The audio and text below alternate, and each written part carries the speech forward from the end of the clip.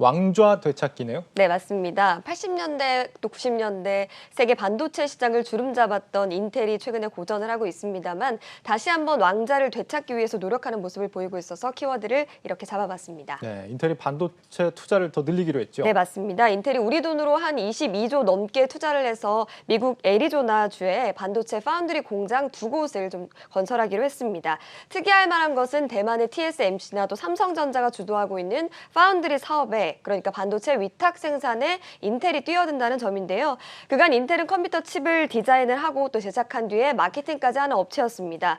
파운드리 사업의 경우에는 2016년에 잠깐 진출을 했다가 철수를 했거든요. 그런데 이 소식이 전해지자 인텔의 주가는 기대감이 시간의 거래에서 5% 넘게 급등하기도 했습니다. 앞으로 반도체를 외주를 주기보다는 직접 자체 생산을 하겠다 이런 의지로 보이는데 네. 공장을 해외가 아니라 미국 안에다가 증설하기로 했다고요? 네, 맞습니다. 애리조나 반도체 공장 2곳을 증설하기로 한 건데요. 예. 겔싱어 인텔 CEO는 대부분의 제조 시설이 아시아에 집중돼 있는 상황에서 미국과 유럽에서도 좀 제조 역량을 확보해야 된다. 또 미국과 유럽의 공장에서 이런 파운드리 서비스를 제공하겠다. 이렇게 좀 설명을 한 것으로 알려지고 있습니다. 로이더 통신은 이런 인텔의 행보를 두고 세계 반도체 파운드리를 장악한 대만의 TSMC와 또 삼성전자를 겨냥했다. 이렇게 좀 풀이를 하기도 했습니다. 네, 삼성이나 TSMC한테는 경쟁자가 한 명 더 생긴 셈인데 네. 한번 철수했던 사업을 다시 진출하게 된 배경은 뭐라고 할 수 있을까요? 네, 일단 인텔은 MS와 함께 양대 PC 산업에서 양대 산맥이라고 좀 볼 수가 있는데요. 특히나 중앙 처리 장치라고 하죠. CPU를 독식하다시피 해왔습니다. 그래서 인텔 칩이 탑재된 PC 같은 경우는 품질이 인증이 됐다. 인텔 인사이드다 이런 말이 유행을 할 정도였습니다. 하지만 모바일 시대에 접어들면서 퀄컴 같은 여러 업체들에 좀 밀리게 됐고요. 또 CPU에서도 신흥 CPU 강자인 AMD가 나타나면서 시장 점유율을 계속해서 빼앗기고 있는 상황입니다. 애플이나 MS 같은 고객 대형사가 좀 자체적으로 칩을 만들겠다 이렇게 선언을 또 해버리면서 좀 위기가 온 상황인데요.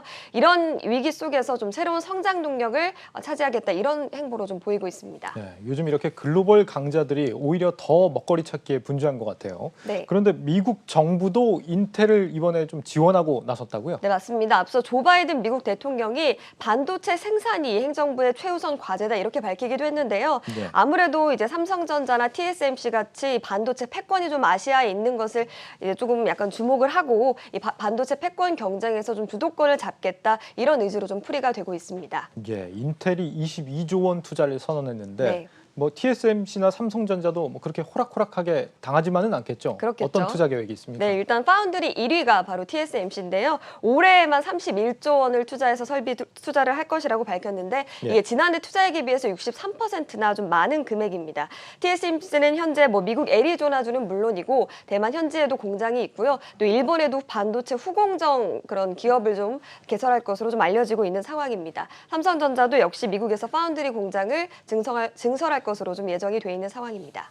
앞으로 그러면 이제 3파전이 예상되는데 네. 실제 이 인텔의 진출이 삼성이나 TSMC에 얼마나 위협이 될까요? 일단 인텔이 단기간에 성과를 내기는 좀 어렵겠죠. 왜냐하면 파운드리 사업에 어쨌든 처음 진출하는 것이기 때문에.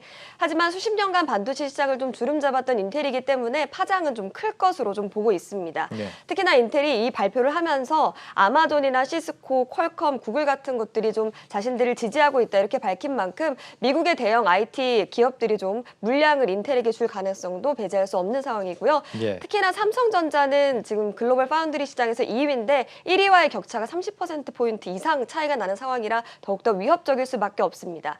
기술 면에서도 보면 현재 인텔은 TSMC나 삼성전자가 개발하고 있는 3나노 공정에는 못 미치는 7나노 공정을 좀 개발하고 있지만 이 역시도 금방 따라잡을 수 있다라는 분석들이 좀 나오고 있습니다. 당장은 기술력 격차도 나고 따라잡기가 쉽지 않지만 장기적으로 보면 좀 위협적일 수도 있다 이런 얘기군요. 네. 증권가에서는 여기에 대해서 좀 안심해도 된다 이런 식의 발언들을 많이 하던데 확실히 이 기자는 좀 더 냉철하게 분석을 해준 것 네, 같습니다. 냉철하게 한번 해봤습니다. 네.